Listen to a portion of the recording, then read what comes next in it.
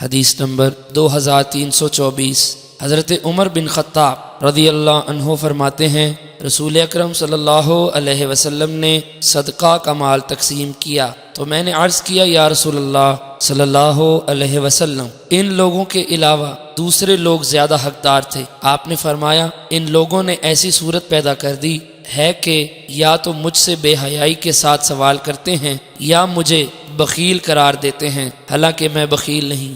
حدیث نمبر 3325۔ حضرت انس بن مالک رضی اللہ عنہ سے مروی ہے، فرماتے ہیں میں رسول اکرم صلی اللہ علیہ وسلم کے ہمراہ جا رہا تھا اور آپ پر ایک نجرانی چادر تھی جس کے کنارے موٹے تھے۔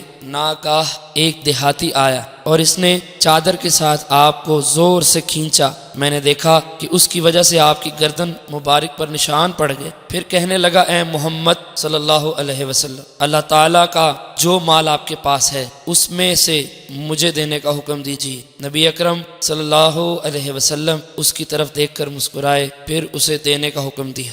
حدیث نمبر 2326۔ ایک اور سند سے بھی حضرت انس رضی اللہ عنہ سے یہ حدیث مروی ہے، اور حضرت اکرمہ بن عمار رضی اللہ عنہ کی حدیث میں اضافہ ہے۔ وہ فرماتے ہیں پھر اس نے آپ کو اپنی طرف اس طرح کھینچا کہ رسول اکرم صلی اللہ علیہ وسلم اس کے سینے سے جا لگے، اور حضرت حمام کی حدیث میں اس طرح ہے کہ اس نے کھینچا حتیٰ کہ چادر پھٹ گئی اور اس کا کنارہ حضور صلی اللہ علیہ وسلم کی گردن مبارک میں باقی رہ گیا۔